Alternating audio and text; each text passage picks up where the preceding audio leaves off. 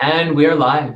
Cool. Welcome, everybody, to yet another wonderful hangout. And we have some new people joining us.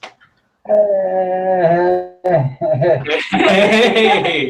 Nice to meet you, man. Welcome. Yeah. Oh, he might not be able to hear us. Got your sound on? Yeah. A little bit, but there's still that background stuff that we were having before. I'm not sure. It might be something with the microphone. That's pretty normal.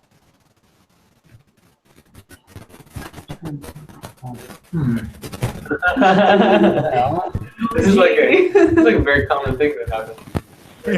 Yeah. Yeah. So as people are just getting the microphones worked out, I'm just gonna cast mute the spell, and feel free to unmute yourself anytime you want to talk. And normally it's like also if you and Karen, you were actually okay. Your background audio wasn't bad, and also let us know if ours is bad too if you can't hear us.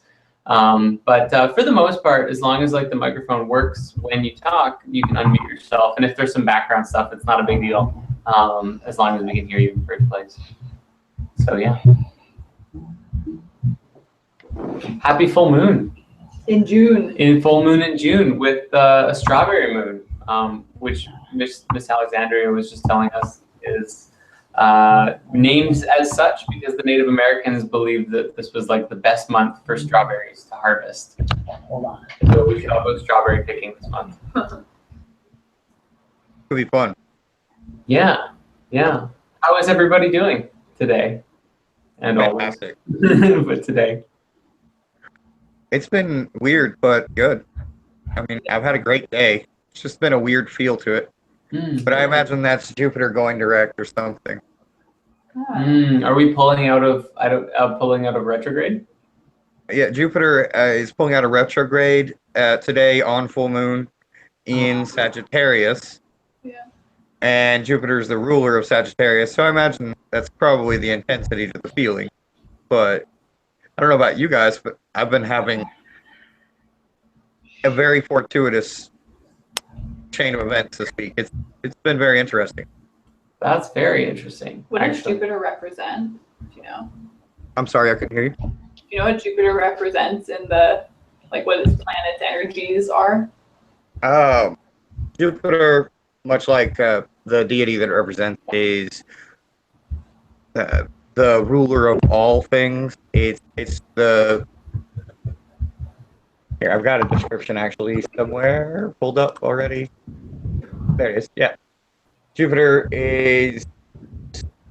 I thought I had it, but I did not. I'm lost again. Sorry. I've been in Toastmasters to get over this problem where I just freeze up when I start trying to talk, and my mind just goes blank sometimes. But barring that, Jupiter is all about direction, leadership. It's also the planet of luck, and understanding that it's never really luck. It's actually the subtle influence that your daily consistent efforts and thoughts have on creating what you harvest. It's interesting because you were talking about strawberry moon. It's all about harvest as well. So Right. Cool. That makes perfect sense. The retrograde energy is very synchronistic too, or I mean, just like I'm, seeing and feeling the pattern of like, oh, that makes sense, because the last several days leading up to this have been interesting, just in like the vibrations of like sort of a combination of like smooth flows and then just kind of awkward wiggles, I guess, in the vibe, at least in my experience. And exactly. Yeah. So and then, but like today also, like as the day progressed and just the energy of the day was a lot more just like smooth, just in general, and like the energy had kind of like leveled out. So thank you. Yeah, that makes perfect sense.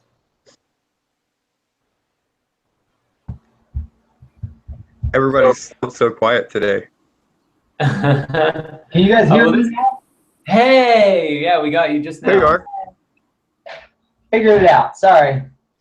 I'm here. Welcome. Welcome. I think you're a new face, right? Why don't you introduce yourself?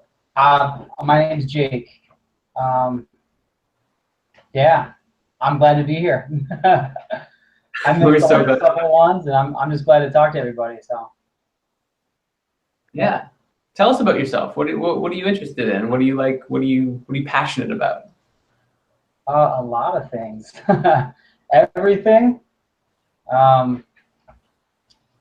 Obviously, I've followed you guys for a long time, so you guys have totally changed my life. So thank you guys for that. But yeah, just a bunch of regular stuff too, everyday life, my family, sports or activities, outdoors, camping, all that kind of stuff. So it goes on and on. I could list a bunch of stuff. So Cool. Great. Well, it's so good to have you. Yeah, I'm glad to be here. So glad I figured out the. So, yeah. Definitely. I love your hoodie, by the way. That's awesome. Sorry. I think you said you loved your hoodie. Yeah. That's a fun one. I've had such a long, couple of months that I'm just trying to get back to zero and unwind and relax. Like yesterday, I took a 3-hour nap, in the middle of the day, but I just fell asleep because I was so tired. So I can unwind to start again and start fresh and go out into the world again because too much sometimes. Yeah. Mm-hmm. Yeah, I've had a recent friend come to me with a similar comment of just feeling not at peak energy. And my insight at that moment was just remembering that the breath in every moment carries with it potential invigorating energy. And so as you notice yourself going through being affected by the planetary changes and the moon and all these things, as we notice this, because it does have an effect on us, we can also choose to breathe through it. If we're noticing ourselves being at a lower energy, it means we have to put a little bit more effort into pulling in that through our breath, through our meditation practices, and through this. Because if it's at a peak time and things are really good, of course we'll go, I might not need these practices as much, but when it goes down to the moments where, you feel yourself being not at peak, that's when it's okay, yes, I can actually use my tools now to re-elevate myself, right? Mm. Very much. Very true. Well said. I like that idea. We should do one of those meditations we do to start off. I was thinking about it myself. Should we do the mala one first, or do a regular meditation and then do mala at the end, do you think? We have a bit of a specific plan. That's why I'm asking. We can maybe do this one at the end and describe what it is for those who don't know. That sounds pretty good. I was going to ask the question of who knows what these are, and moreover, who doesn't know what these are. Quiz. I don't know. Okay. So why don't we do just a basic meditation, and then we'll talk about some malas, and then at the end we'll do a mala meditation. I like that idea. Cool. I like that as well. Awesome. Okay, 'cause I gotta find my mala beads. Yay! Yeah, cool. Awesome. Okay.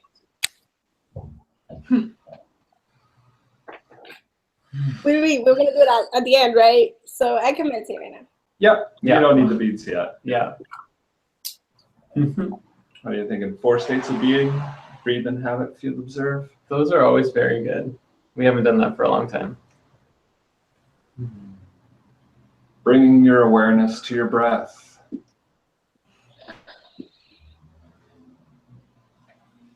Feeling yourself in the present moment, but being aware of how it feels to breathe. Feeling your lungs expanding as you inhale and contracting as you exhale.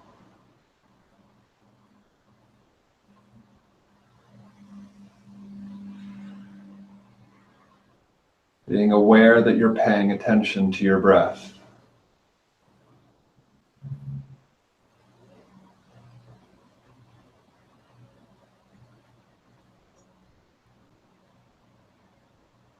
As you observe yourself breathing, you can observe the feelings and the sensations of your body as you breathe.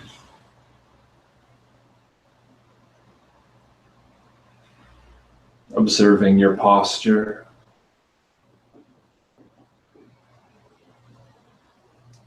Observing your muscles.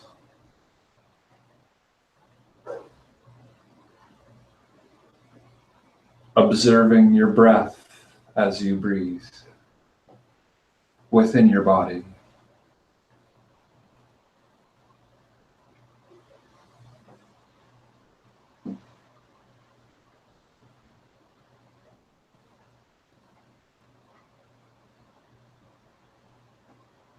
Relaxing deeper. Still aware of your breath within your body. Observe your emotions and how you've been feeling.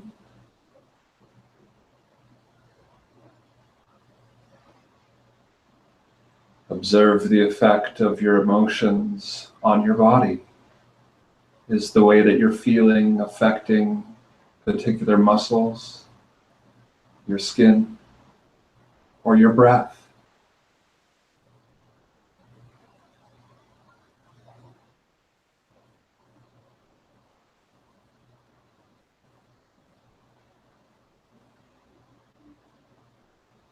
As you observe your emotions, returning to your breath and breathing stillness,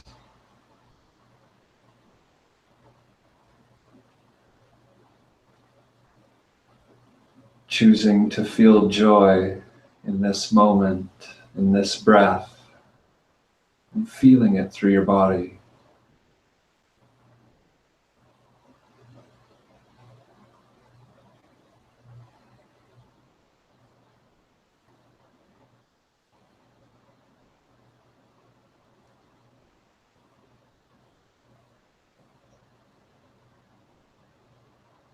As you observe the emotions of joy, shift your awareness to your thoughts.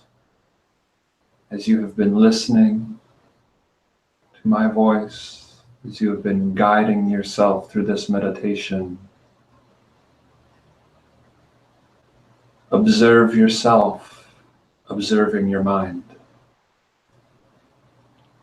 There's a part of you that is thinking, and there's a part of you that is able to observe your thoughts.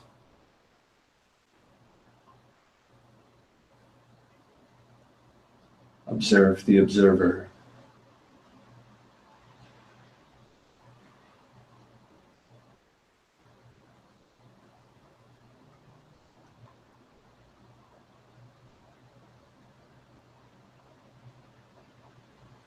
As you do so,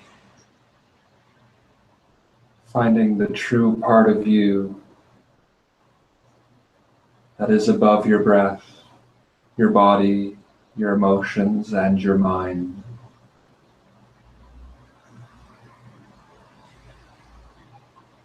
Madahani miyatma om, Madahani miyatma om, Madahani miyatma om.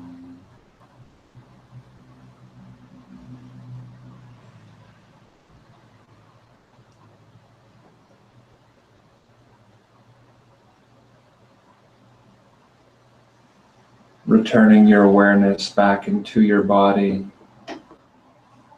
holding the experience of being more than your body, beyond your mind, beyond your emotions, staying grounded and present, yet aware of your greater self.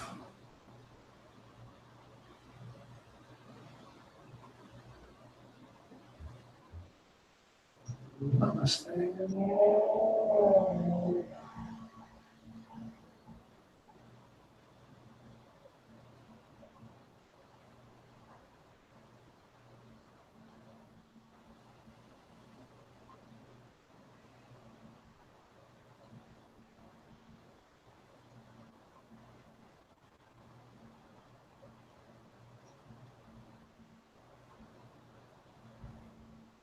As you open your eyes, being sure to stay mindful of the observer.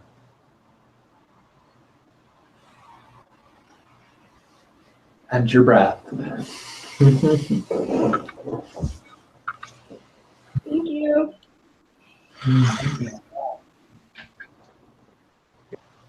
Yeah, thank you very much. Aaron's such a great guide in many ways. Nice and short little meditations, but I like them. They're good.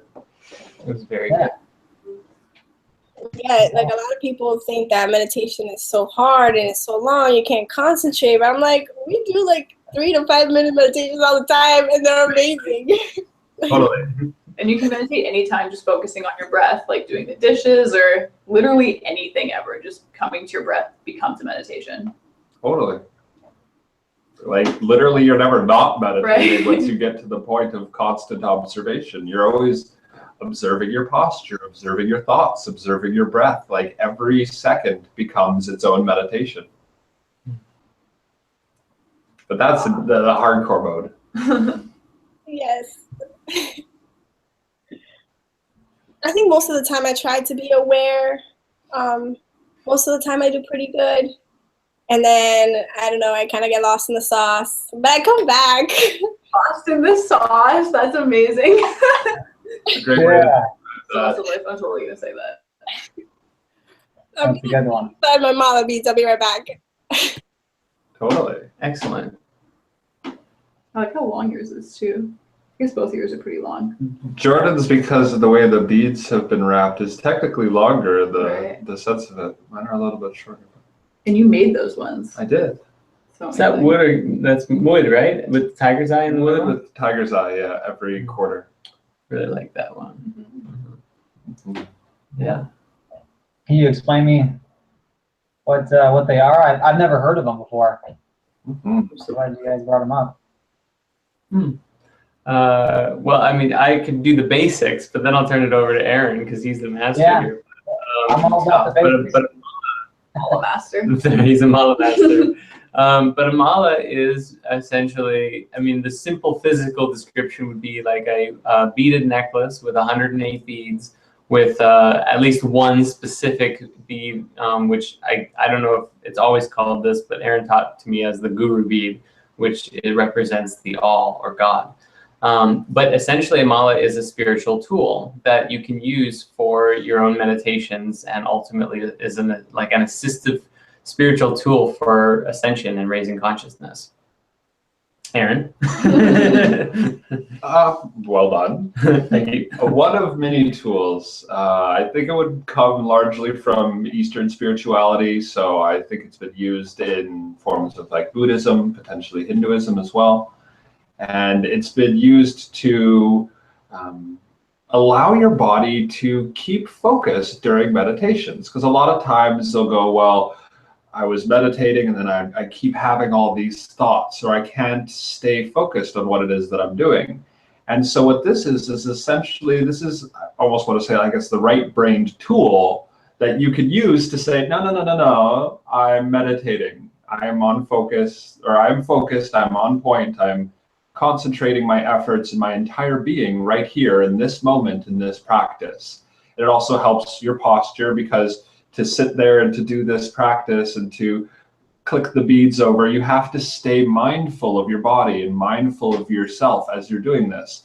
So it adds a different dimension to the meditation itself, and it's slightly different than just your observing yourself. It's different than your quieting the mind meditations. This is sort of like activating the mind to stimulate the mind, but now focus it towards any one given specific concept or idea. The concept being whatever mala or mantra, you're reciting at the time. Mantra just being spoken word.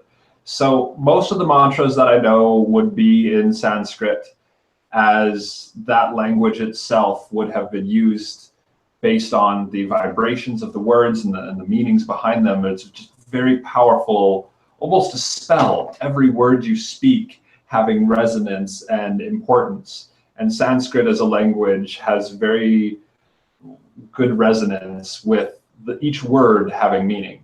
So what you will do is you will repeat that phrase or that even singular word, if it's a Vidra mantra, just one word, per each bead as you go around. And each time you say it, you focus your energy into that bead and into this moment, and you be that mantra. So if you're doing, for instance, the peace mantra, every time you would go through, I'll say the mantra in English would be sort of like Om, O to the Creator, peace, peace, peace, Shanti, Shanti, Shanti. And so every time you say this, you count one bead. So Om Shanti Shanti Shanti, Om Shanti Shanti Shanti, Om Shanti Shanti Shanti. And if ever you would have a thought that might come up that's, oh, am I going to make it to work on time tomorrow, or whatever else you have going on in your day, Om Shanti Shanti Shanti, Om Shanti Shanti Shanti, and you keep your focus back to peace. A lot of times when I'm doing it as well, I will have thoughts of, if I'm reciting this mantra, of how does it feel to feel peace? How do I embody peace? How do I understand peace? How do I learn more about the concept of peace? So as you're reciting this mantra, you're embodying the energy of what it's like to be at peace. Or we'll say you're doing the compassion mantra, Om Mani Padme Hum, and then how can I be compassionate? How can I embody compassionate? How can I treasure my consciousness so that I can grow and learn myself to accelerate my own journey to help others at a greater capacity?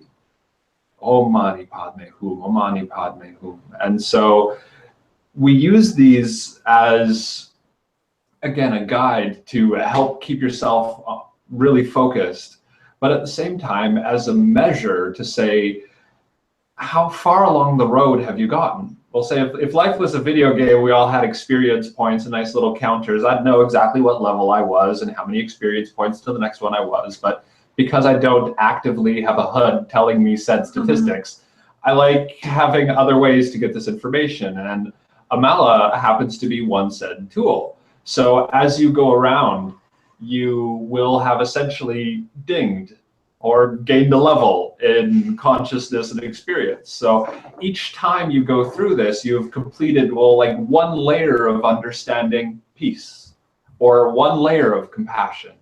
And as you continue to go through this, you will build upon your experiences. And the general, we'll say like really level 1 is obtained once you have done 108 times around.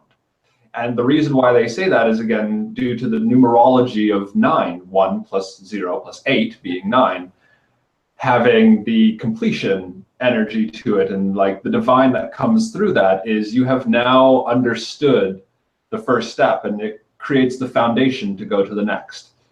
Oddly enough, the second is not, we'll say twice that, but it's almost 10 times that at 1,008. So once you've completed the awareness of 108 times around. And so if my math is correct, if you were to say Om Shanti Shanti Shanti 108 times around this, and then do that 108 more times, you would have recited that mantra 11,666 times. Wow. And that's level 1. Right. Right. So that is like the practice itself of just knowing that there's so much out there, and every time you pick it up, there's more to learn and there's more to grow, and there's another level yet to embody higher and to learn peace deeper and learn compassion more. So you use these things as well as, like, once you've done this enough times over, you could have, we'll say, something happens in your life or your surroundings that causes you to, we'll say, find unpeace, not peace. You can remember back to what it was like to embody that energy while doing your mantras, and you're like, oh wait, I have this insight now that I can bring to me in this present moment and find peace here and now because of that experience. So it's essentially like storing up your energy and storing your consciousness into these beads and into this experience, this practice as you're going, so that when you need it, you can draw upon this understanding of, that's peace. I can like see a stressful situation on the street and go, yeah, I can bring peace to this now. Or we'll say a friend comes over and they're going through some stress. I am at peace, and now I can help you. You know, now I can embody what you need, as opposed to if I got stressed out about it in the first place. So the more malas you know, or the more mantras you know, I want to say, like, further your range of experience and being able to relate to people, to be able to understand yourself, to understand the experiences around you, because each mantra contains with it its own little lesson. We'll say again, with the examples we've been using, the peace one is very simply peace. We'll say the immortality mantra teaches it the understanding of how to really connect with your soul and your higher self. It de-stresses the human understanding and puts you more to the seat of, how am I a being that's going to live beyond this human form, and getting connected with that energy. So there's also the elemental mantras for the 5 elements in that cycle. So learning those will again teach you to create your energy with greater refinement. So I have learned pretty much all of the mantras that I know through a school called Mahajriya, Mahajrya, Mahajriya, Jyra, Jriya. And so this school itself is sort of like an eclectic, esoteric form of spirituality that adopts many different practices to look for the, how do I explain this? If you were to try to climb a tree, each religion or each branch, each practice of spirituality could be like a branch in this tree. Mahajriya looks at the tree in its whole, looks at many different branches, many different roots, and says, if this is the entirety of the tree, here are many different ways that you can climb it. But find what works for you and become a tree climber. So for myself personally, this one specific practice has done wonders for me, because with my brain, the way I work, it has allowed me to keep focus. It has made meditation a lot simpler. I don't have to try and worry about, oh, I'm not keeping my thoughts in my mind completely clear. I'm not anywhere perfect in this. No, all I have to think about is Om Shanti Shanti Shanti, Om Shanti Shanti Shanti, Om Shanti Shanti Shanti. And it makes it very clean and very clear. And it's a fun experience then. And so, yeah. That in and of itself is the nutshell of mantras. I would say that, like, there is an etiquette to it. With the guru bead itself, you're not supposed to really count over it. So if you were to make it all the way around and you're on bead 108 and you wanted to do another time around, you'd sort of flip it over and start counting around the other way. And so you'd go back and forth without actually counting over the guru bead. And there's etiquette as well on which finger you're counting with, whether you're counting with your ring finger, you're counting with your index finger. It changes, and whether or not you're charging your mala with your index finger or your middle finger, it does have implications. So if you're interested in this type of art, I highly suggest doing some research on malas in general, on mantras. And I'm sure you will discover tons, because there's probably thousands of them out there. And different practices you can do as well. I've seen bracelets that are similar as well, that have, instead of 108, it just has a different multiple of 9. It would probably be like 27 sometimes, maybe 18. So going with something like that, like, journey is yours. Yeah. Mine has 18. That's great. 18? Yeah. And it smells amazing. Oh my God. Well, I like that yours is a bracelet. I didn't know that you did different things. Basically, I used to have mala beads. I used to buy them at my local crystal shop, but my friend has his like tiger eye mala, and I'm like, okay, mine don't really compare. There's such thing as like the real bead seeds from the mala tree or something like that. But this was a recent gift, and I think it is like from the actual tree, because like it smells so amazing and it's so strong that I'm like, it's somewhere and like I smell it. You know, I'm like, wow. And it also has a little crystal for each of the chakras, which is really nice. It's like a nice reminder for sure. Malas are generally made out of 4 different materials: seed, stone, wood, and bone being the 4th one that carries all the energy. Mine here is wood and stone. The other one's here. Yours is seed, and yours is stone. Yeah, Yep. what's the story with this one? Because Jordan gave this to me the other day. It's the same stone that she's describing. Or seed. Sorry, it starts with an R. I forget the name though. This one was originally given to me by a friend of mine who went to India. And when he came back, he had that and was like, here, you need this. And I was like, great. And I had it for several months. And then actually for my birthday, Aaron made this one for me here and taught me also like this is like what a mala is. Because before I just wore that, like I didn't know anything special about it or what to do with it.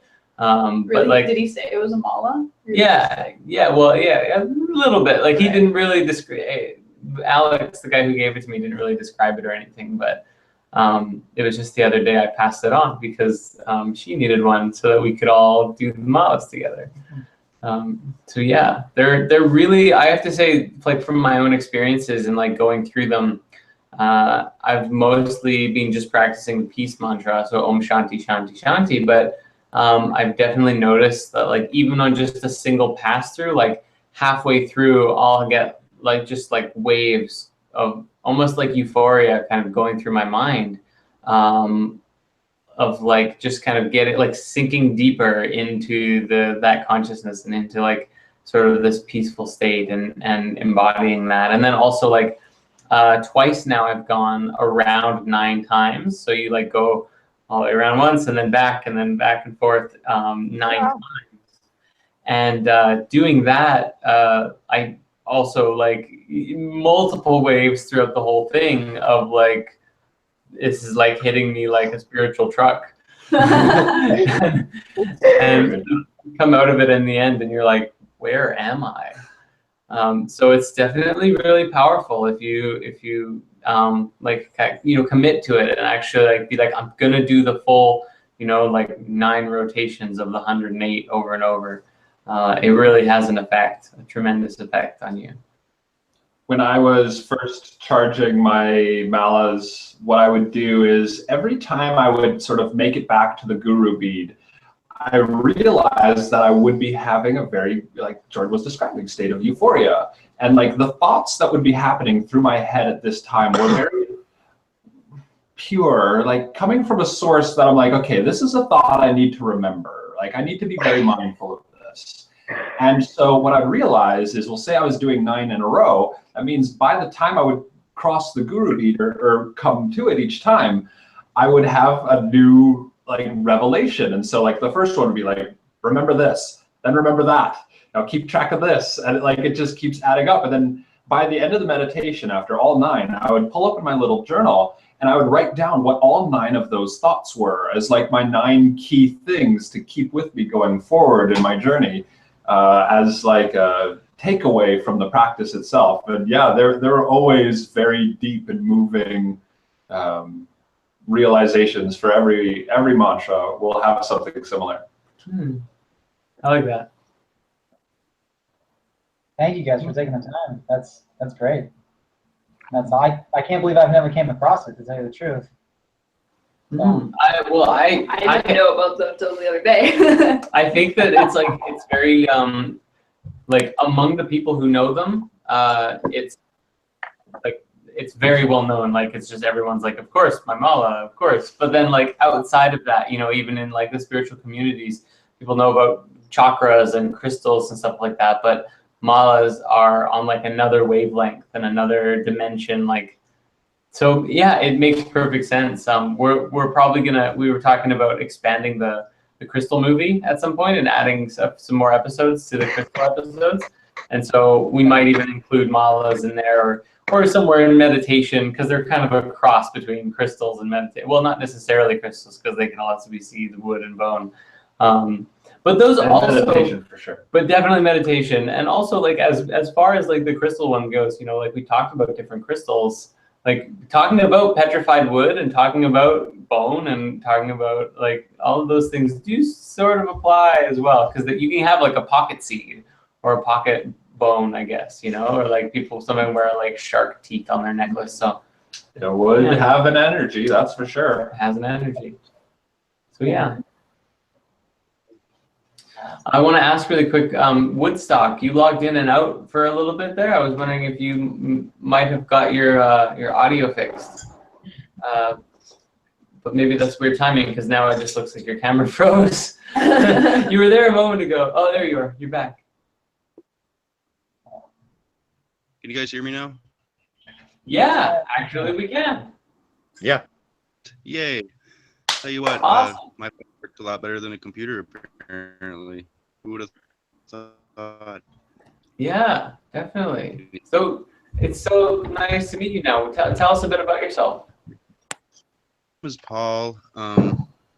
I've been watching Spirit Science for years, and let me tell you, it sparked a spiritual revolution in me, and you were my absolute hero. I got so excited, and then the whole Spirit Studios thing and everything, like I knew that I had to be involved in some way, in some form. So Thank you.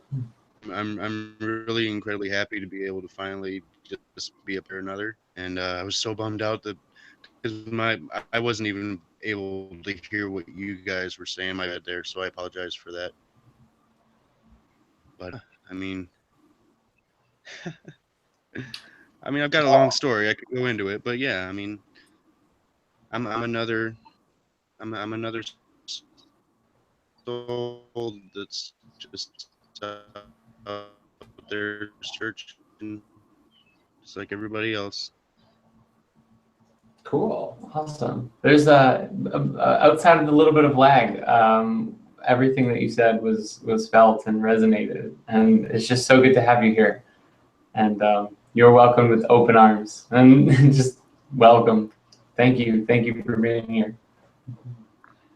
And in regards to any of the information that we were sharing, because you're on Patreon, feel free to send us messages and we will give our insight if you want to learn more about any of the practices specifically that we're doing or any mantras. I can send you information and resources, direct message us, and we will hook you up. We might even, when we launch our new website, we might even have to have, there might be a few articles on there about malas and stuff like that. Oh, most definitely. Aaron's going to write it. Yeah. I'll edit those ones. Awesome. I would love to read, or if you can send us or me about that elemental meditation. That sounds actually really cool. I would love to, like, you were talking about the Mahara. You guys, a couple videos ago, you guys mentioned for me to read the 21 Masters of the Ego. I really liked it.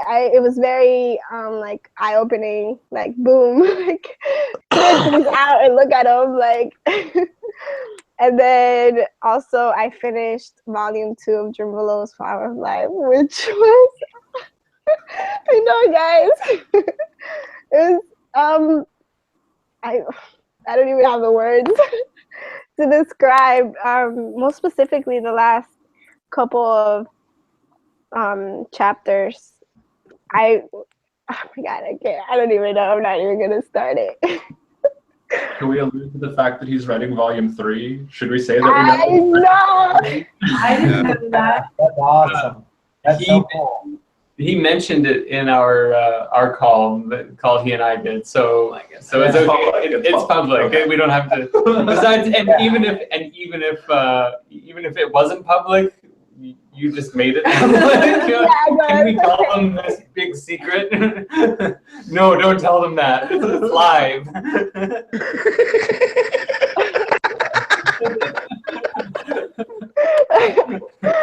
I'm excited for that too.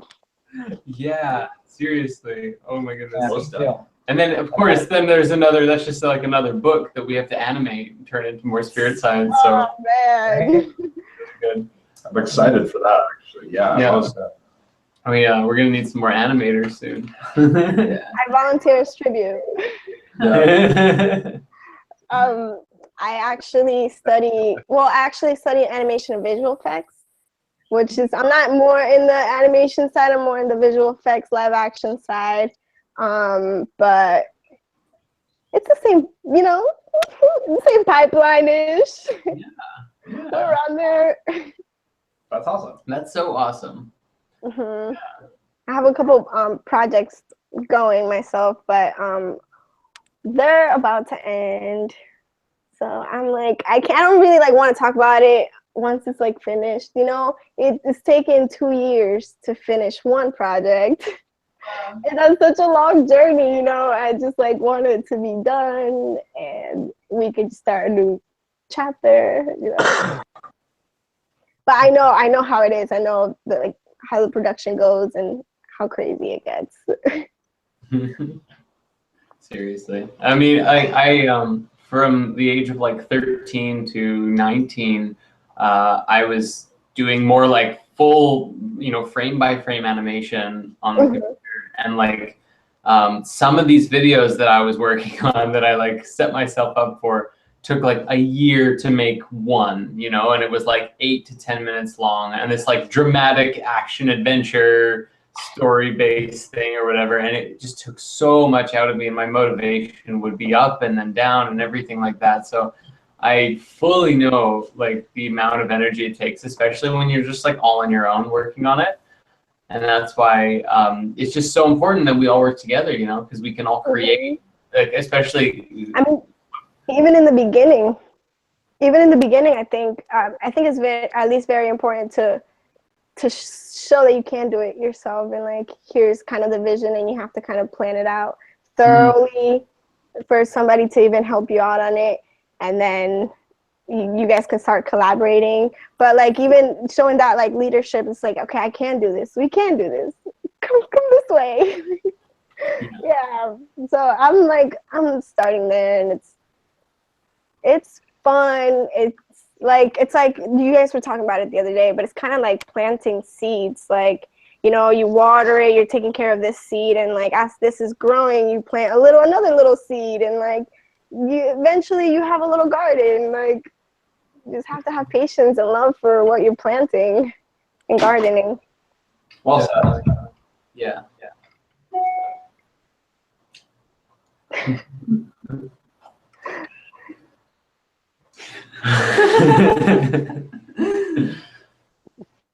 Oh, so good. Can I ask where everybody's at? Is that okay? I know I'm kind of new, but I don't know where everybody's really at. Chicago area. You mean like in our consciousness? or Geographically? That's kind of that was my guess. What I was talking about, geographically. We can go that way too, though. Let me know exactly where you're at. Yeah. I'll follow. We're based in Winnipeg, Manitoba, and we actually just moved. The three of us just moved into the first Spirit House. So this is like the Spirit Science Creation Station spaceship that we are currently embodying and living in, and living, breathing through us, I guess. I just moved. She moved from Toronto. Yeah, it's like a province over, probably a week ago almost. Mm-hmm. Yeah. Very new. Mm-hmm. I live in Edmond, Oklahoma. All right. I'm in San Francisco currently. Amazing. That's awesome. Oh my God, I know. I'm so like grateful. I'm like, I can't even sometimes. Just, you know. Before in California, Jordan and I lived like 4 hours away. So we went a few times, and it is amazing there. I know I would definitely, if you guys get anywhere near California, I will make my way to you guys. A friend of ours is actually just going to San Francisco, somewhere in San Francisco, for like a sound healing school. Really? So apparently there's like a college for like sound healing. I'm not surprised. There's a lot of that going on, which is nice to be surrounded by. But it's like also like I guess I'm just, I don't know, selective maybe in what kind of energies I surround myself with. But I also sometimes feel alone in this path. That I'm just like, but at the same time, like, I don't know, it's like a balance that I'm like still trying to understand. Mm-hmm. Where are you at, Woodstock? Right? I think he's frozen, but we'll come back to him. I don't. What was his name? Is it Jake? I want to say. Yeah. Yeah. Did we get where he's at? Yeah, I'm in Chicago-ish, like suburbs. Cool. Awesome. Yeah. There's some people there. Kind of close to you guys. You're just like a little bit above. So A little bit north. Yeah. A little bit this way, up and a little bit. As far as gatherings and stuff like that goes, we don't have a specific plan yet, but we are setting some intentions for like next February to go to the Tucson Gem Show, because it's just a giant crystal adventure. And I was born in Tucson. really, okay. Me and my grandma were actually planning on going next year anyway. So Haha. she wants to go, with me. So that's awesome. That's really cool. That sounds awesome. Yeah. So we'll have to we'll all meet up at the singing bowls and go on a big adventure across all of Tucson. It really, you need like several days to do it too, huh? Because there's so many. There's a lot. She said it's up and down the highway. Yep. So that's awesome. That's so cool. It's upon tense. It's intense. It's intense.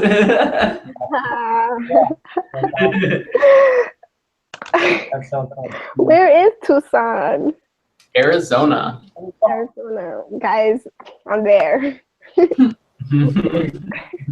Yeah. I'm looking up the dates right now. There you go. There you go. We might have. This might be like a big event actually. We generate some good buzz. One of my masters, Kimberly from The Way of the Heart, I believe, lives in Sedona. I was just about to say I Right, yeah. I need to go to Sedona one day. Yeah, that'll be a thing. I didn't get to go on my trip, so I'm definitely going to do it this time. Okay. It's a Gonna beautiful bus. place. Huh. Road tripping. Hmm. But in the You're meantime, ready to come visit me in Cali. Take a whole road trip. That'd be great. I've always wanted to do like a cross-country spirit science gathering, like place to place sort of thing. Like that would be really fun. It's just the coordination, we gotta work all the details out. But Have a little studio, mobile studio would be ideal. We are pretty much set up for that. Like, Yay. getting a little bit more, we'd be 100% mobile. So soon, maybe we'll see. we're gonna play with it. I was going to bring up something that she had said. She said brings around, and I don't actually know your name. If I could get your name. Which one? Who? Me or I'm Karen. and I'm Drea. Yeah, I don't know who it's directed to.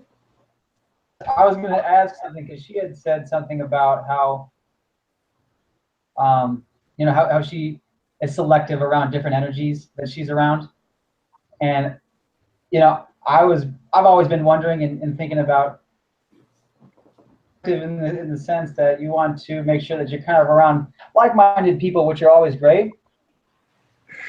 But I wanted to know just kind of from your guys' experience too, do you try to make sure that you yourself around other people that maybe are on the opposite side of the spectrum? Not that you're here and someone's here, but just a totally different energy than you're giving off, just to whether it's bounce ideas off or I do that, Jake. Regularly, you know what I mean? Is that how everybody else is kind of thinking that too, as opposed to just kind of running with everybody that you do? So I'm just gonna put that out there. Myself personally, I do both. I have my group of spirit friends that I gain spiritual insight from and that I share deeply, closely, intimately with, and then I have the others that are again I'll use the words of devil's advocate, people who are going to disagree with what you say, to challenge your resolve, to make sure you know your facts, to really question you, because that in and of itself pushes growth. And so those are often the people as well who need what you have to share. So if you're coming from an energy of really not being super grounded yourself, or maybe not being able to give of yourself appropriately, the other people's energy might harm you. It might not be healthy for you to do that. So it depends on where you are at personally. If you're grounded, the expression is the strongest energy wins. If your peace and love and light and connection to that is greater than their negativity and low whatever it is that they're thinking about, then you could still hold resonance enough to reach them. Yeah, and it's important, I think, in myself to do that. It's kind of like you were saying, it's hard to know when, I forgot what you just said, but it was just something about like when the energy, something like that. It's hard to know when to kind of let go of that if you're trying to maybe help somebody that is maybe playing devil's advocate or something like that, just where maybe you're trying to lift them up. How many times do you try to go back to help pick them up or help move them in a healthy direction before you kind of feel like you have to move on? You know what I mean? This was a conversation we had maybe not last call, but the last full moon call, like 2 calls ago, where we did actually, we talked about this as like the savior role. It's like when you feel like it's your duty or you're obligated to be that support for someone, but someone who doesn't necessarily want to hear it or want to receive it or isn't listening on the level that you're trying to communicate, then the energies don't really match. And ultimately it comes down to like the will, like that spiritual will. Like if they want to learn, they'll express that. And equally so for you, like, because we each have something to learn from each other. But it's like, if you're going around being like, I'm going to like teach everybody, then you're kind of embodying a state that's actually not in your highest, your highest potential, because you're limiting yourself to be this one thing for everybody when you're an infinite number of possibilities, if only you'll let go and allow the natural thing to come through. It was also said really well, like you could still send the energy, send the intention of them receiving it and hearing you, but if they choose not to do so, they are in the free will to do so. And the savior role is really essentially being attached to whether or not they accept your teachings as truth. Because in that infinite love and light that is this world, there's a million ways that they can end up finding their own enlightenment. And so just holding resonance that, if they don't particularly like your path, that's their prerogative to do so. So respecting them on their journey is sort of where I draw that line. And the trigger that I use is my breath. If my breath is deep and on point, then I know I can continue this. And if I then have the thought of, this conversation's good, it's got a resolve to complete it, then I can naturally accept that and move forward without it really being a dramatic thing in that nature, I think for me specifically, sorry. I appreciate it. I think for me specifically, like, I think most of the time I don't have those friends that I would like, like selectively, I guess. Like most of my friends don't agree with me. And it would be nice. I can't say that I wish that I had it, because I think I do have everything I've ever wanted. Like, I have the privilege to be talking to you guys, so I think that's like huge enough.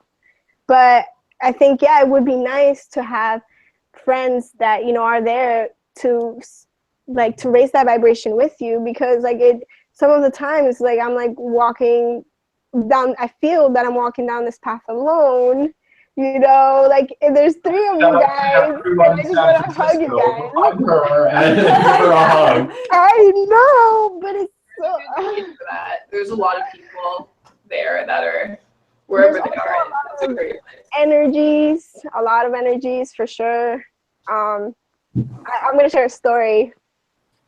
So whoever is a fan of somebody, they might kill me. Anyways, there was an event for Bicycle Day, and there was a lot of like artists, and a lot of very well-known artists came, and it was beautiful. I had much fun. This is my first time ever going to an event like this, and I'm an artist myself, so I appreciate art in all forms. And I go up to like the main event person, because you know, he's just walking around with like his ego in his hand, and he, you know, he wants to be approached and all this, and I'm like, I have him all over my walls, and I'm like, I have to go say something, and oh my God, like I'm like, I had his pictures printed out, you know, they were on my wall. I brought them so, like, you know, he could sign them. It would be so beautiful for me to have him signed. And he just kind of like looked at me. He kind of like stared me down, and I, you know, it was like, I don't know. So he looked at me and like kind of just ignored me. And he did this like multiple times, and like it was just like so like sad to see that like one of like my idols, you know, and someone that is quote unquote spreading all this love and all this positivity and all this like awakenedness, you know, and for you to not even like give me a time like thank you, but no thank you, you know what I mean? I was so heartbroken. So after that, it was more like I kind of like stepped away from just a lot of things in San Fran, and then I know that he doesn't embody everybody, he doesn't represent everybody, but I think I just have like a hard time like reaching out. I don't know, it's kind of tough. Yeah, I'll say it's very easy for people to like appear spiritual and like wear a bunch of cool clothes and like act spiritual, but to embody like true compassion and truly embody like what it means to be spiritual. A lot of the times it's not the people that are like on the stage, or, you know, I don't know, they're hidden and you kind of have to read them by their energy, or, you know. I can speak also from my own personal experiences, that after making spirit science and receiving the tremendous waves of attention, really, like all kinds of attention, good attention and bad attention, you know, from so many places, that it was almost like necessary, without, you know, like I didn't have like a specific like really solid single guide in my life. Like my guides were books, and then I'd meet some people and it would be good, and then I'd go and keep traveling and keep meeting people and stuff like that. So the people I was with were always changing, but that it became almost necessary for me to actually kind of like withdraw a little bit into myself. And I could see myself even doing a little bit of a similar thing that you described when you met that person who was your idol, you know, like maybe not giving the fullest and most loving of attention to, like when someone met me at a gathering or on the street or wherever and was like, oh my goodness, it's you. And I would be like, hey, you know, or like just kind of like not really embodying this like spiritual being that people are expecting me to act like, because I'm still growing. I mean, as all of us are, we're still growing into those spiritual beings, and like we're not always on, you know, we're not always in like Buddha. More of our breath. Yeah, exactly. We're all human.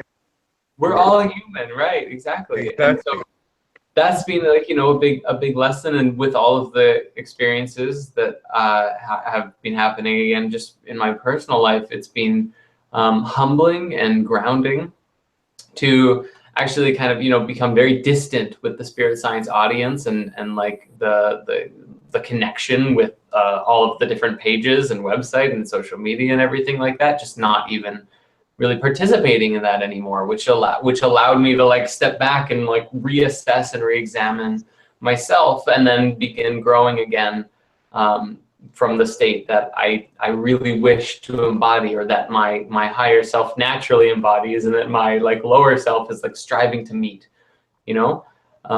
So I would say, you know, and I reckon you already do this, but for this person, or for anybody watching who has an idol who they didn't necessarily like, or someone that they looked up to and then felt like, oh, like I was kind of let down, you know, just hold the space of compassion and know that like the spirit moves through all of us, and sometimes spirit comes through very loud and clear and has like an amazing message that you can like look up to, and then that person that spirit came through is still human and can still go back to their lower self and can still act from a space of, you know, of youth and, you know, immaturity, or withdrawedness, or whatever like, you know, ego that they're working through. And it's a beautiful thing because we can all kind of acknowledge that and see that within each other and love each other for it. It's funny, last time you mentioned doing something, and then even if it's like messing up, you still have a chance almost right after to balance it. So I don't know if you hear my echo. Are you hearing yourself? I can mute. I can. It's okay. And basically, like, I like checked in his Instagram a couple like weeks after, and he actually was signing his own work and giving it out. I'm like, okay, well, that's what you're doing to make up for like breaking my heart, but it's okay. You know, you're giving to all these people, which is, I'm happy for you guys.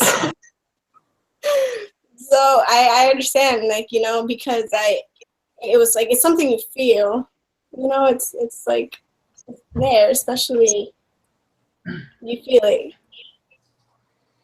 All right. I kind of feel, you know, the same way. I've been trying to do more of kind of giving people the benefit of the doubt. You know, sometimes like we're just so quick to judge, and I'm trying to, you know, push the judgment out. And like Jordan was saying, maybe they're just having a bad day, or, you know, maybe they just got some bad news. And instead of just thinking that they're just, you know, being a jerk or something like that, actually, I mean, that's compassion. So it's hard, but I'm trying to be more mindful of that too. So Totally. The expression is hurt people hurt people. Yeah.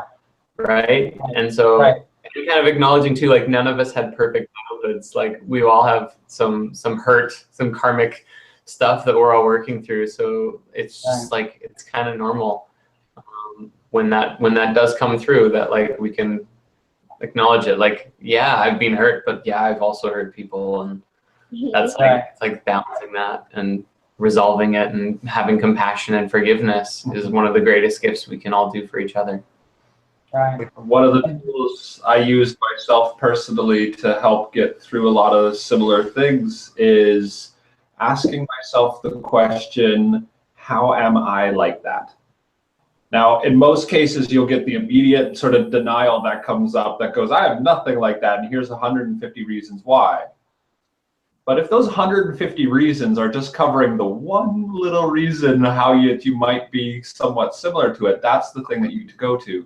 And so it's like, okay, now how can I be more mindful of giving my time to strangers I don't know, people who might be less deserving, or if I perceive that as being a thing, like, how can I now de-stress this? And so every time I see an example of another person doing something in the world from the unity perspective, that's you having that experience. So if you then turn it around and say, it's like, not how do I fix this person, not, you know, any of that, but how am I somewhat like that? And how can I change myself to grow and learn from these experiences? You then take the negative experience for yourself and you turn it into a learning and growth point. It's like, now I can learn and grow to be more compassionate because I know what it feels like to be the receiving end of that. So now I'm going to make an extra effort to hold resonance for people I don't know, or for any situation like that, because now I'm extra mindful of what it feels like to be hurt like that. I have another story if you guys have time. A couple of videos ago, me and I forgot her name, but we were talking about astral projection. So there was this time I had a dream that I started sinking, and all of a sudden I'm like underwater, and I'm like not breathing. And then I thought to myself, I'm like, wait, I was just sleeping. Like, I wasn't in the water. I wasn't in a beach. This is a dream. So then I'm like, okay, just relax, start breathing. And all of a sudden I started breathing water. And I'm like breathing underwater, and I cross my legs, and I'm like, I'm just going to relax. And I kind of land on top of my bed again in some other place, but it's like I can feel it's kind of my room. And the weird thing is that right underneath where I live, there's a preschool. But basically, I landed in a bed like mine, and I looked to the side, and there's like a bunch of kids playing. And mind you, this was like underwater. It was this blue feeling. And this little boy like looks at me and holds my hand. He didn't talk to me. He talked to me through like feeling, I could feel what he was saying to me. And I held his hand, and you could like I would see his hand, and he would have like bruises, and he was hurt. He was like this little boy. And I'm like following him, and he kind of takes me to like a version of my kitchen, a different version. And he's like, I just want you to look, like I'm like, oh my God, like who did this to you, And he's like, I just want you to look. And I'm observing, and I see what appears to be his dad trying to be nice to his grandfather, like, here, you need to take this. I know you're sick. And his grandfather to his father, it's like, get that out of here. Like, this is a little Asian boy. I have no idea. They didn't speak Asian. I just like felt everything. And he's like, get that out of here. Like, I don't need you. Leave me alone. So the grandfather was treating his father like shit, you know what I mean? And like he would take it out on the little boy. And when I woke up from that dream, it resonated with me so much. I couldn't stop thinking about it for a couple of weeks, because it's like, wow, like, I can't judge. I mean, like, that's what he has lived through, and he's projecting it onto him, and all this little boy it wants and is given. It's just compassion, and it was crazy. The craziest part is that I live on top of a preschool, so I mean, I don't really know. That is very interesting. Mm-hmm.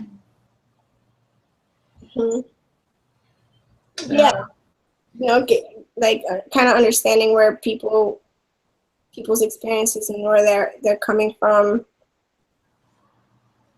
I can say there have been generation after generation of hurt on this planet, of parents not really knowing better, just taking what they were given and doing the best that they can, and then the next generation doing the exact same thing. And so when you look at it, there's lots that we have to de-stress when we go within ourselves to raise the vibration. Starting with your family is honestly one of the best ways to go through that and to create real healing.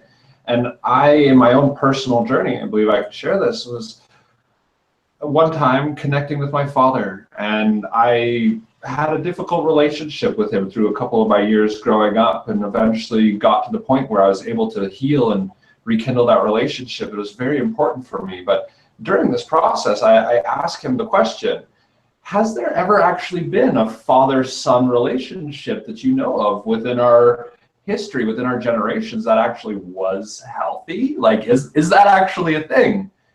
And he answered no. Like, it was far more common to have had a relationship where father-son, in my specific experience, was unhealthy than to have it actually have been a positive and happy and healthy thing. And so I was like, okay, well, now we're aware of this. It ends here. We're going to be the first, So, but being aware of that, there are generations of hurt. When you look at the relationship you have with your parents, chances are they had a very similar relationship with their parents, and so on and so forth. Mm-hmm.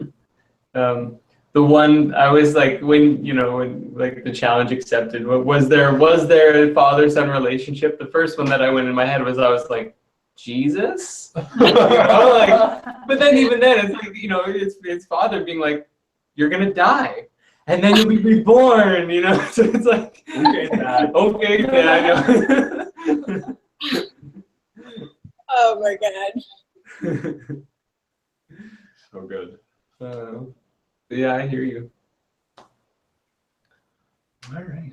We actually had now Woodstock. Your video seems to be back. Your audio is probably back. I wanted to ask you, because we missed you earlier. Whereabouts in the world are you? Can you hear me? Yeah, really well actually.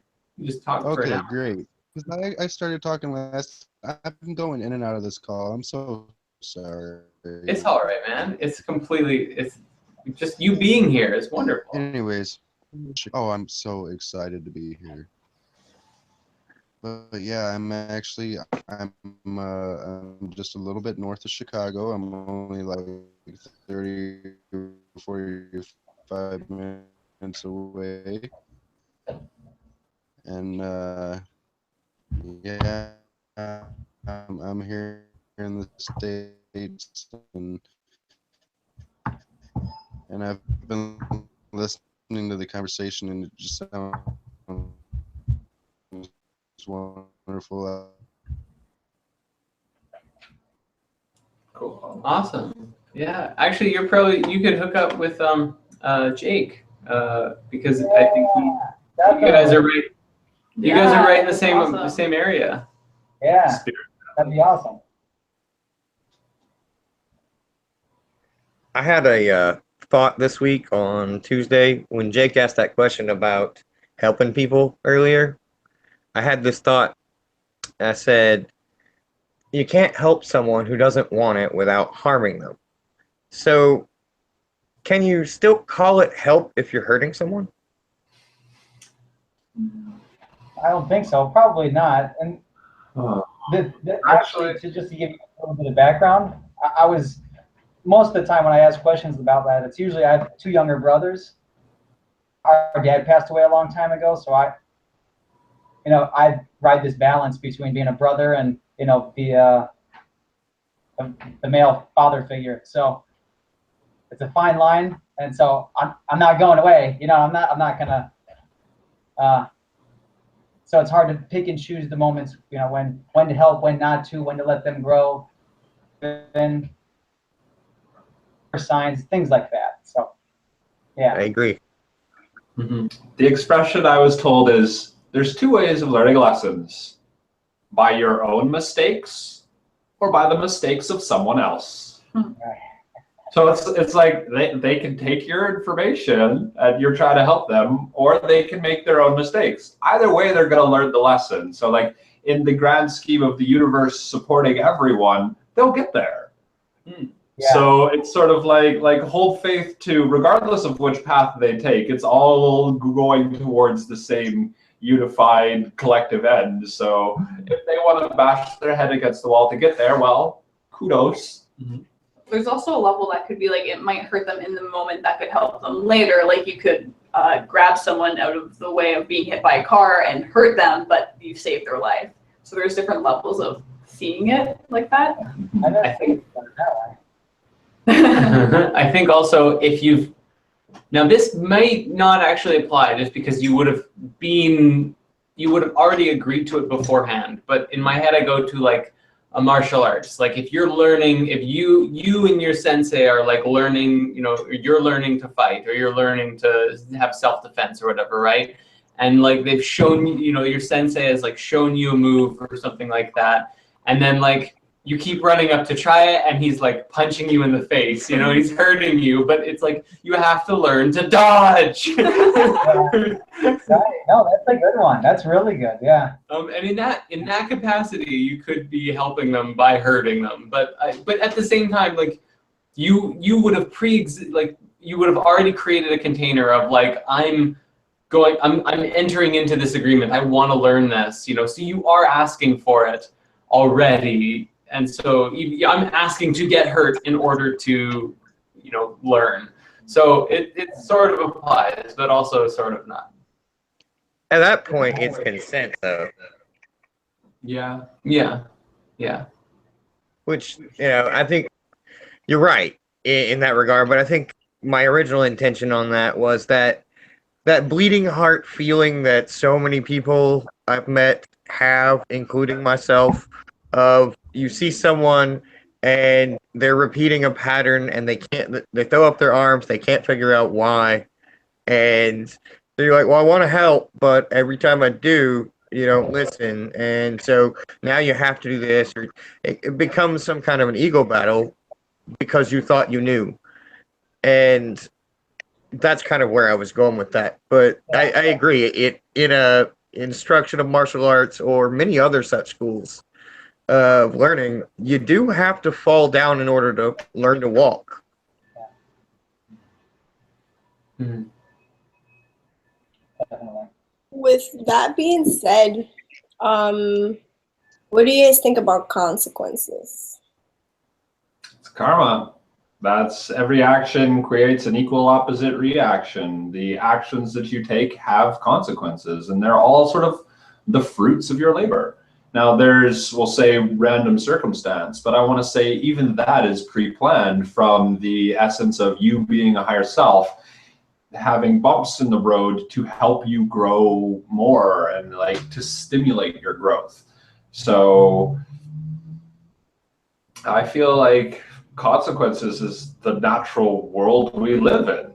It's very good and appropriate to have a thing that you do have an effect on it. It's like, I do a mala, I want there to be the consequence of me getting a wave of insight, you know what I mean? Likewise, if I do something wrong, I want there to be a consequence that keeps me in check, that helps me go, oh yeah, that was a bad thing. I can learn from these experiences. They're both very, very essential. Mm-hmm. And you think about it too, like from the angle that who knows what's good or bad, right? Like you say consequences, most people think like, oh, there's consequences, right? And it's associated with the bad thing. But with the awareness of it really is just cause and effect, then a consequence is really just like an effect that your ego decided was a bad one, or one that you didn't like so much. But it definitely exists as far as that goes. In terms of, Couldn't hear you. in terms of like, do you guys feel like some experiences it's like kind of like slow paced, or it's like very constant, or you know what I mean? Or it's like it all depends on how much you practice. You mean like measuring spiritual growth? Yes. Okay, yeah, I got a good one on this one, I think. It really depends on you and how fast you want to go. Because, I mean, consider, any number of practices, and the two in particular I would go with would be meditation and fasting, actually. If you decided that you wanted to exponentially skyrocket your growth, you could start doing 5 hours of meditation a day and or like do like a series of fasts, you know, like a 3-day fast and take a break, and another 3-day fast, take a break. And I would say even longer, but if you've never done them before, then you don't want to start with the crazy of the day, especially if you've never done one before, right? But like kind of pushing yourself, not obviously to the point of death when it comes to fasting, like eat when you need to, but like the difference between, if you really push yourself to do even an hour of meditation a day, the results of your state of being after a week alone would be like straight up on the curve. And it would just continue to compound upon itself. And you would also notice the state of your being if you stopped, and it would drop back down. Consistency is huge there. If you do like one day, it's not going to be nearly as much as one day, and then the next day, and then the next day, and then the next day. It very much exponentially builds. Yeah. And now like there's also, it like plateaus in the sense of like, if you did like a month of meditation, of really intense meditation, you know, like, and then you just kind of went back to your normal practice, you could level out at that plateau, but you would also know that you could keep going higher and higher. And like, again, and then it depends on what you do after, like what you do in your like if you stop doing meditation and then went and ate McDonald's every day for a month, then it's gonna take you down, right? Because it's just a big wave. So it's really about like, if you're eating really well and relatively raw and vegan or whatever, and doing a lot of meditation and yoga, and then you really push yourself for a period, you'll see a spike, and then you go back to like maintaining that like healthy lifestyle. That's maybe it's not as much meditation, but you're still meditating. You can maintain that and keep going up when you're ready to again. I wish I knew that when I was in like junior high. Because, oh my goodness, but it's like, it's still, yeah, like it completely depends on you. If you want to go at like a general slower rate, you know, just make gradual slow shifts. If you want to like rapidly change everything, then really rapidly change everything. Do it and make changes in your life, changes to what you eat, what you spend, how you spend your time, you know, acting, and your focus on your breath, and all of those different practices. And like, it will fundamentally change you for the better. There's a There's a thing I was told about. Your consistent, conscious efforts create. I forgot the rest of it. Create the compounding interest of changes in your life. So if you're consistently doing an hour's meditation every day, that's going to create this certain change in this direction, right? But if you stop that and your consistent effort is to play an hour of video games every day instead, then it's not that you go back down, it's that you change direction. Yeah. Because none of them are superior, really. It's just, what do you want? And what do you want to become and embody? What truth do you bring to the world? Yeah. Well said. True, very true. You brought up fasting, and I have a friend of mine who does like she'll create kind of like a set of milkshakes that have all like the nutrients that she needs in order to like meditate for like more than a day, basically. And I was wondering where or what do I know that is the right thing to take? Where could I find that information? What can I order online? What kind of sites? Stuff like that. I want to say my first thing would be to try to see if your body can make what you need itself. Try water, straight up water. Go a day or 2 days on water. Watch your body fight it, your mind try and go, oh, but I need these other things. And then watch yourself still stay alive and still keep going. I've done that with like water in the sun. I just stand outside. I'm like, give me. You will not die. I am a living proof. Myself personally, my furthest fast on nothing but water has been 10 days.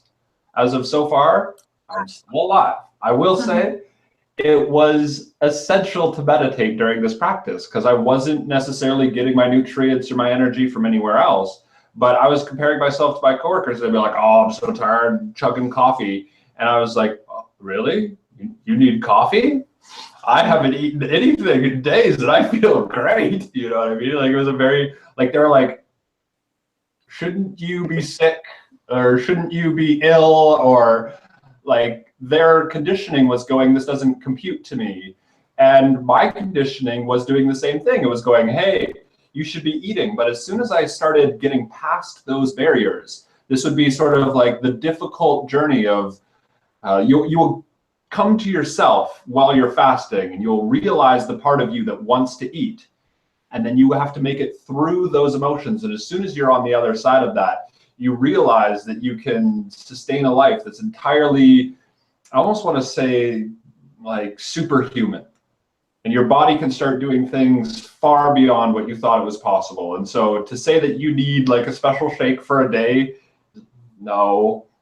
You'll be fine unless you're like water. diabetic perhaps, but there's a quote from the Hermetica, which is one of my favorites, which is, our consumptions consume us. And this has got to be like the epitome of doing a fast, because you want things, you crave things. You're like, I could so go for fill in the blanks at this point, right? And kind of denying it, and watching what happens, like just as Aaron described, of like really, I mean, you really experience what it feels like to have your ego, your body really want things that you don't need, and challenge yourself of like, what do I actually really need? And it's it's life-changing. And then you see, like, when you pig out later on, like, or beforehand or whatever, when you eat a big thing of popcorn, or you eat like like just things that like really like satisfy those cravings, like that's actually like in a sense detrimental to your spiritual health if you're not doing it with deep levels of purpose and like presence, I guess, towards the food that you're eating. So we've actually just adopted a new practice here at the Spirit House just in the last week since moving here. It was like, anytime we have a meal, we're gonna like sit down together at the dinner table, and we're gonna like say a prayer and blessing for the food, and we're all gonna enjoy it and eat it together.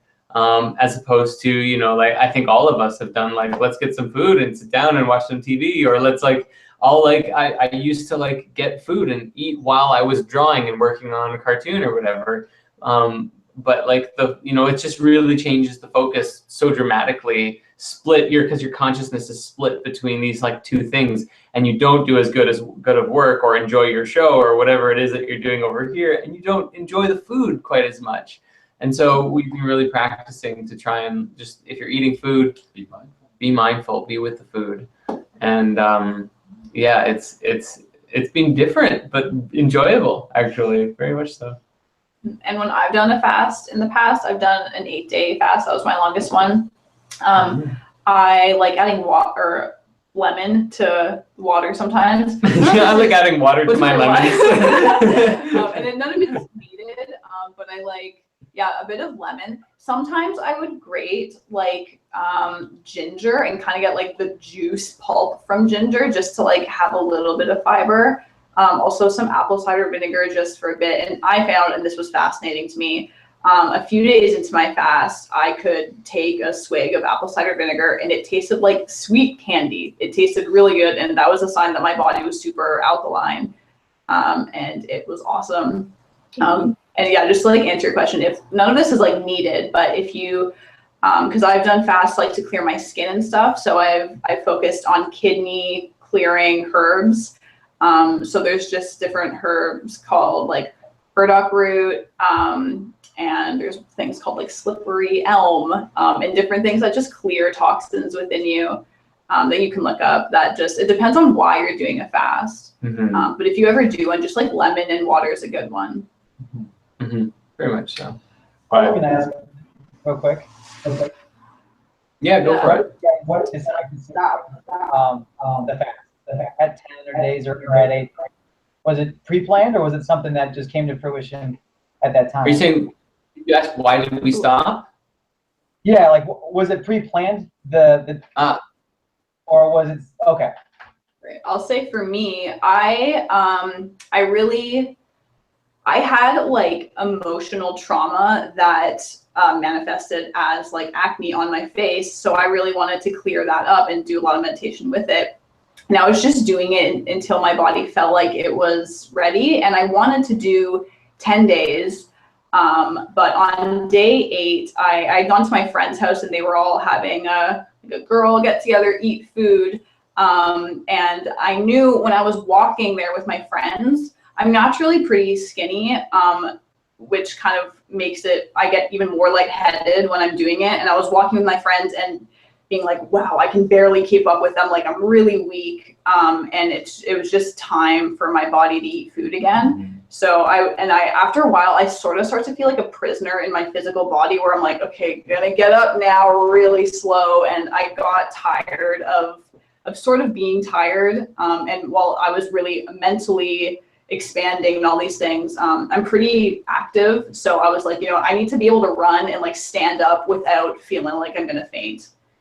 Right. So, and there's amazing benefits to doing it for that long. You just need to be mindful that you are gonna get lightheaded if you're naturally pretty skinny.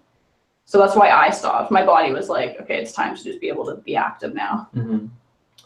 For us, we sort of planned it because we originally were actually going to do an 11-day fast, but like on the 10th day there was all of this energy that was like at like midnight, so like the completion, it was like complete the 10th day, and like the beginning of the 11th day now is like the shift. And we had like a long conversation and meditation about it, and it felt really right. So it was sort of planned, and we like got some stuff. I actually got, that was the day I got an ice cream maker on the 10th day. And I went over to his apartment and like made like a vegan raw coconut ice cream for like when we finished the fast. That was like one of the things that we had, along with some figs actually, because there's like, figs was definitely the first thing we ate. Figs was the very first, and specifically because in Buddhism and Christianity, and it kind of goes back into like a lot of the Gnostic or sorry, pre-Gnostic, like the ancient mystery schools, the character of Jesus, Buddha, and all of the sons of God characters through all these stories, they all, or a great number of them, would do like this really long fast, and at the end of their fast, they would actually have they would walk to a fig tree and have a fig. Now it was like in like the middle of November or something at this point, so there was no fig trees in sight, but Manitoba. And there were no fresh figs either, but we were able to find some dried figs, and we actually like right at midnight we actually like boiled them and got them, or we didn't quite boil them, we rehydrated them in warm water and then had some figs, and it was like a very delicious experience. That's awesome. Yeah. That reminds me to one of your series video. I mean, I don't know if it's you guys like under the moon sharing, eating something out of the bowl. It probably was like a full moon or something too. I remember it lined up with, that was another reason that we felt okay about like finishing it on the, at the end of the 10th day sort of thing, was because like it was like the night of some celestial alignment or full moon or new moon or something like that. There was a lot going on. It was right. Yeah. But I do want to say though, when I was first getting into eating raw and was first going towards this type of diet, I realized in that transition, my body was still, I want to say addicted, but still conditioned to needing a lot more than, we'll say, what it's used to now. And so I was looking for forms of, we'll say, vegan and raw supplements of stuff that's, I want to say, made mindfully, like a health product where the people who are making it are intending for it to be used for spiritual practices, or are really mindful in every step of the manufacturing. And the only one that I found that came close was a company called Conscious Planet. And their logo is the flower of life. It was like a Canadian company that was all like locally made. Every one of his products, he says he consciously muscle tests to ensure that it is the highest degree of product they could possibly make. And they're all like just vitamins and nutrients and minerals and stuff like that your body uses in the way that there's no extra crap, there's no extra sugar, there's no additives. Some of it doesn't taste the best, but it's not there to taste good, it's there to help you. And so if you want to look up Conscious Planet, I think maybe consciousplanet.net, I'm not sure, but they have tremendously good products, including a monatomic gold mineral elixir called Genesis. If you've ever had a monatomic gold mineral elixir before, it's pretty intense. It's highly recommended. Very top-notch quality products. I think if you have Vajra Jabalita as a reference, you might be able to pull my name up in there, but either way, just find their products. They're fantastic.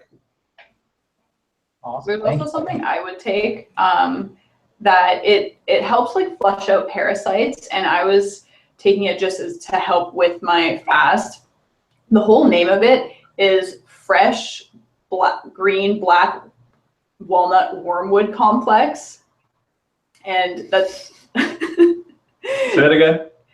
Okay, fresh green black walnut is one thing, and then wormwood complex. And you can just type like some of those words in, but I've seen reviews on Amazon, and this is why I bought it, that people were like, I had cancer. Like someone actually said they had cancer and this helped cure it. So most people do have some level of parasites in them, just from like living in the society we do. And that's really great. It tastes absolutely awful, but you know it's good when it's like very bitter. It has clove in it, and it's very good for you. There's I'll just jump in too. There's another version of almost identical, the same thing. Right, this is the pill version. It's the pill version, so you don't have to like deal with the taste. It's called Para-Ease, Para-Ease, and it's created by Athena, and it's another in my experience, it's been a very health conscious, very mindfully created thing that like there's instructions on it. You take like 3 in the morning, 3 at night, and you do it for like 3 months. And it's sort of like a parasite cleanse of just like alleviating this, like a lot of the excess, and depending on how bad, if you ate a lot of meat and a lot of fish and stuff like that in your life, then you might even have some small tapeworms or something. And I've experienced a number of interesting things come out of it, both from a combination of doing these things and then doing like colonics and enemas and stuff like that. And you combine that because like it's an important thing. Like all of your body systems you want to work optimally and right, and everything from like aligning your spine to getting your ecosystem functioning right, and like acknowledging that we have like more bacteria in our bodies than we do cells, and that's a lot. And to be able to like make sure that like those bacteria that are in you, for the most part, need to be like working for you and not against you, because there's a lot of like bacteria that does manifest, especially from eating meat and fish and stuff, that will eat your nutrients and deprive you of the vital stuff that you need from the food that you're eating. So just flushing out the bad stuff, getting the good stuff going. Conscious Planet has like some really good phytonutrients and stuff too in their pills that like support the growth of the healthy bacteria that you need and want, because it's enzymes. The enzymes. They're very good for lifting your spirits, making you feel good. That's perfect. Yeah. No, thank you. Thank you guys so much for joining us on this call. Shall we do Mala the Peace Mantra? Oh, I think it's time. I think so too. That feels really good. So who all has malas then to join us with? I think it's just Karen. It's just Karen. Well, no, Joshua has one. Oh my goodness. Joshua showed up again. I got that from a missionary from South America. Okay. Came into my job a couple of years ago and asked me what my birthstone was. What month was I born? And this was the only one he had that he'd made that had citron in it. And so he wanted me to give it to him, or he wanted to give it to me, and it was a very neat little experience. But I've worn it ever since then. Awesome. Oh, great. Totally. Great. So And you guys it's all gemstones and metal. Yeah. Cool. So for both of you guys then, you can just like go around the bracelet over and over and over until we do the 108 with the long ones. Right. People without malas maybe use like a rosary. Yep. Rosary is like identical in theory. And then maybe for next time, you guys will get a little bit of a longer mala. We can all do some longer ones together. But those will work perfectly. Okay, so we're just going to jump into it, and we'll see you all on the other side. Well, I just want to say, for anyone who's not using a mala, just recite the mantra in your head. Just Om Shanti Shanti Shanti, Om Shanti Shanti Shanti. And just keep your thoughts are of peace. Your mind is focused on peace, and keep yourself in that vibration. Mm-hmm. Yeah. You can tap your finger like this as we advance a beat. Yeah. Create the physical circuit. Yeah. And Aaron said you could say it in your head. I think you can also say it out loud, because I think we're probably going to do that. Mm-hmm. And should we do the say 3 and take a breath? Say 3 and take a breath to keep the. We could, sure. Just so that like if all of us are going at the same time, the same speed. Let's do it. All right. Awesome.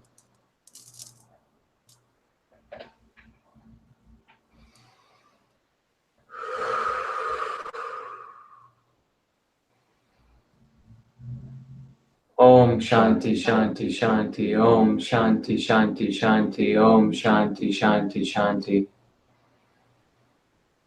Om Shanti Shanti Shanti, Om Shanti Shanti Shanti, Om Shanti Shanti Shanti. Om Shanti Shanti Shanti, Om Shanti Shanti Shanti, Om Shanti Shanti Shanti. Om Shanti Shanti Shanti, Om Shanti Shanti Shanti, Om Shanti Shanti Shanti.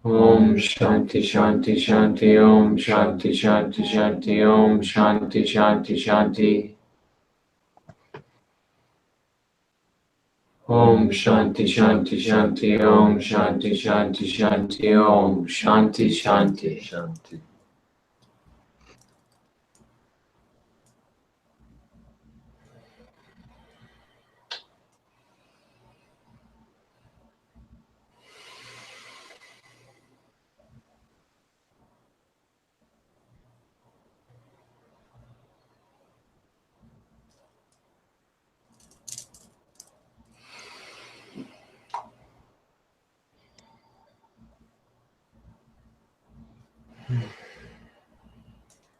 That was called the peace mantra. I did the right amount. I was so sure. This is the second time I've ever done it, and I was like, oh, I totally have gone over, and I didn't.